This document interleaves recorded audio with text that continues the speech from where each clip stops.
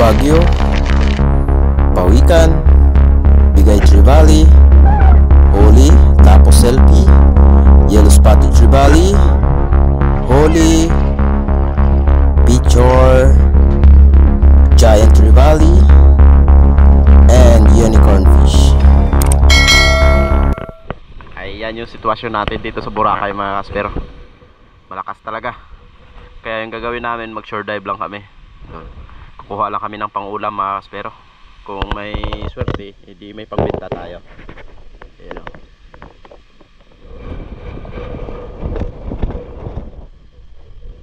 Kami lang dalawa ni Master Danny.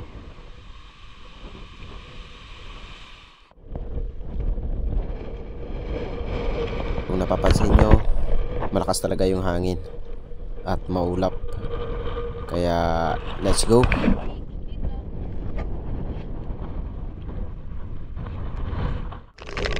Ayan, nag-start na yung ulan. Palaot pa lang kami yan mga kaspero.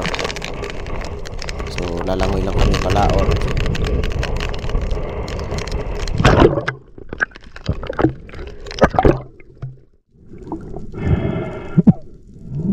Try natin kung ano yung mahuli natin kapag naka-shore dive lang tayo. Wala tayong bangka, gawa ng sobrang lakas ng hangin. Baka tumaob yung bangka. Kaya langoy lang tayo palaot. At dito may napansin akong unicorn fish dyan sa butas mga kaspero. Ngunit baka ma-stone shot yung shaft natin, hindi matanggal. Kaya yung ginawa ko, dinukot ko. Yung dinukot ko mga kaspero, lumabas yung isang grouper. At hindi natuloy yung pagdukot ko dun sa ilalim, gawa ng malaki na sana yung coral trout na grouper. Ginawa ko, naghintay ako, dumapa lang at baka bumalik yung coral trout. Yun nga lang, ayaw talagang bumalik. Nabulabog na kasi. Meron naman akong napansin na surgeon fish sa gilid, ngunit hindi yan yung hunting natin. Hanggang sa hindi natin nakuha ito mga kaspero. Ginapanggapang ko pa, ngunit wala talaga. Mailap talaga yung coral trout. Hayaan na lang natin at balikan natin sa next day kung nandyan pa mga kaspero.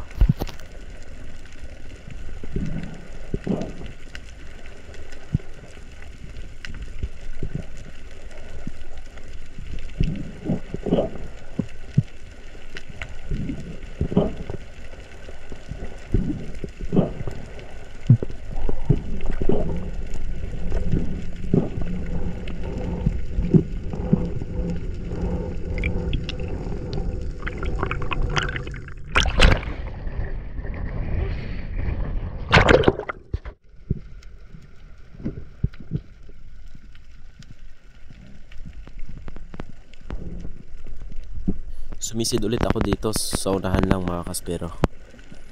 At tumitingin ako sa paligid, gawa ng meron akong napansin na mga unicorn yung nasa gilid ko. Ayun mga kaspero, yung nag-iitim. At yung posisyon natin, nakaharap tayo sa laot. At baka may lumapit na mas malaki dito sa gilid.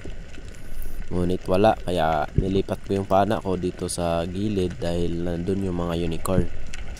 Pero malayo yung distansya niya sa atin, kaya hindi natin napana itong mga unicorn. Hinayaan ko na lang ito mga kaspero at hanggang sa wala tayong napana. Nakailang sisid na tayo, ngunit wala pa rin tayong napapana. Kaya okay lang. Mahaba pa naman yung oras natin at lalangoy pa tayo palaot. Bali yung dinadive ko pa lang na ito mga kaspero, around 12 meters pa lang.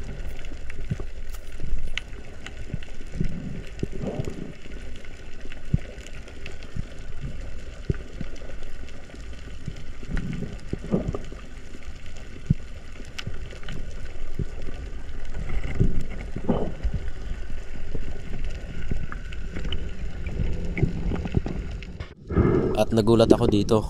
Sa taas pa lang ako, napansin ko kaagad yung isang trevally. Nasa taas ako, hindi ko alam kung giant trevally or big eye trevally. Kasi kalimitan, yung giant trevally pumapasok sa bato.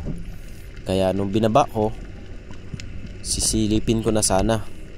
Ngunit nung pagkasilip ko, dito sa baba dumaan. lumabas mga kaspero. Kaya ayun, sapol mga kaspero, biglaan yung pagkatira natin dito sa Big Tree Valley. At na stone shot, na spine shot siya, tapos natama pa yung bato, kaya spine tone shot mga kaspero. Ang ganda ng buhay naman natin sa araw na ito, isang Big Tree Valley. Umabot na rin ito ng 2.4 kilos mga kaspero, kaya sold na, meron na tayong pangbenta. Galing na po naman.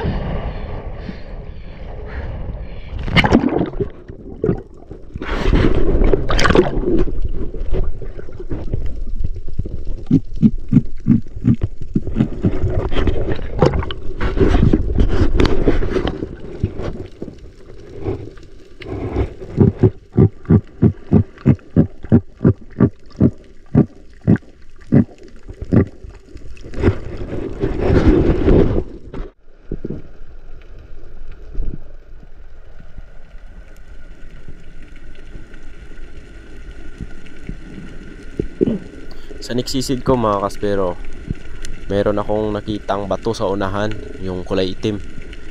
At meron akong napansin na isang good size na unicorn fish or surahan. Ngunit ayaw talagang lumapit.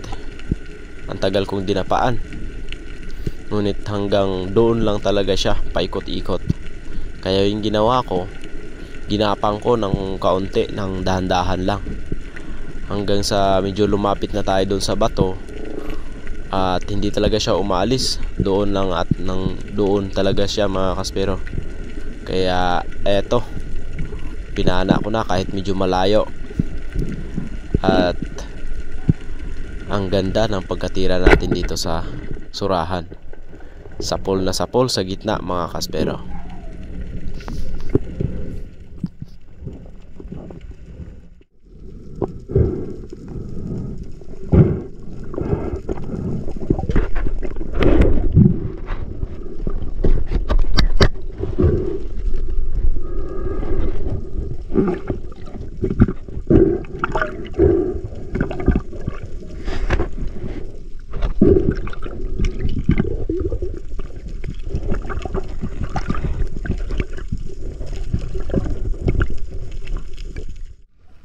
Sa nagsisid ko, meron akong nakitang pawikan. Napakalaki mga kaspero. Ayan o, ang ganda tingnan. Kaya hinayaan ko lang siya na paikot-ikot dyan mga kaspero. Kasi sabi nila nakakabulabog daw yan ng isda. Ngunit minsan merong isda din na sumasama dyan, yung mga GT o giant tuna or waterfly fish o bayang. Kaya eto, pagkaangat ko, sobrang lakas ng hangin at saka ulan mga kaspero. Grabe. Kaya tuloy pa rin yung sisid namin, yung Mr. Dani. Hindi ko na makita sa Mr. Dani. Gawa ng malakas talaga yung ulan. Kaya yan, tuloy lang yung pagsisid natin. Ito, medyo lumakot tayo ng konti. Naghintay ako at meron akong napansin na mga isda dyan sa unahan. Merong ilak at saka midnight snapper. Ayan, lumapit na yung ilak sa atin. At meron din akong napansin mga trevally, giant trevally, mga 5 piraso. Pababa pa lang ako, ngunit lumayo talaga sila, ayaw lumapit. At nung tiningnan ko sa gilid, dumaan. Sayang. Good size na sana yon, mga 3 kilo. Ngunit ayaw talaga magpapana, kaya hinayaan ko lang mga kaspero. Makikita rin natin yan sa next sisid natin.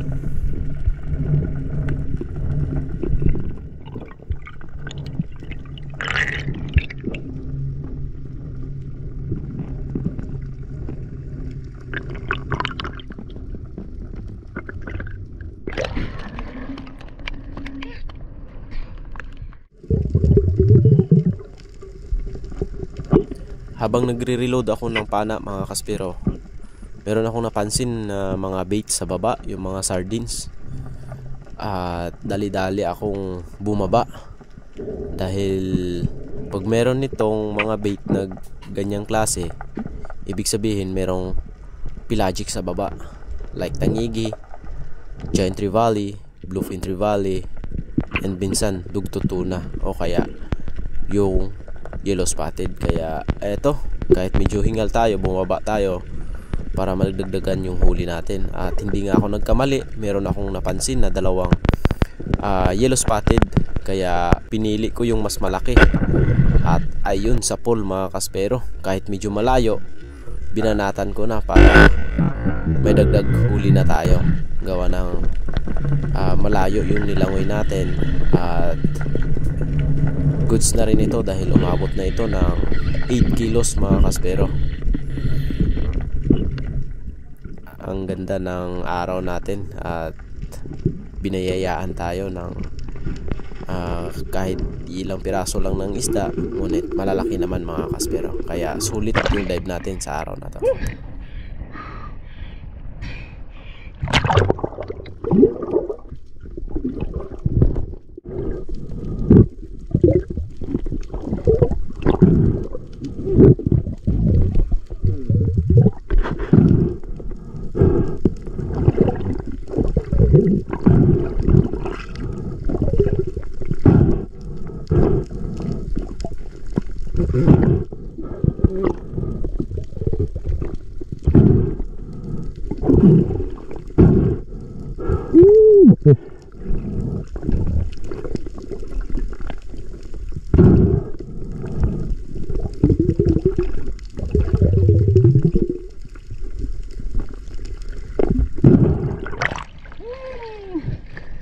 Alright, 1-0. Laki mga kaspero.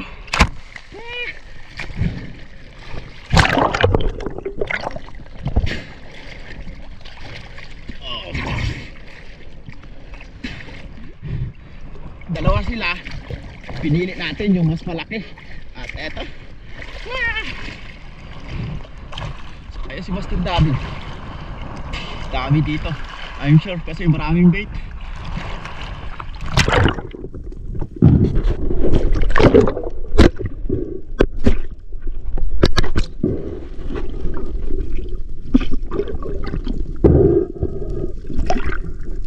At ito yung mga nahuli natin mga kaspero. Nabili na yung yellow spotted natin.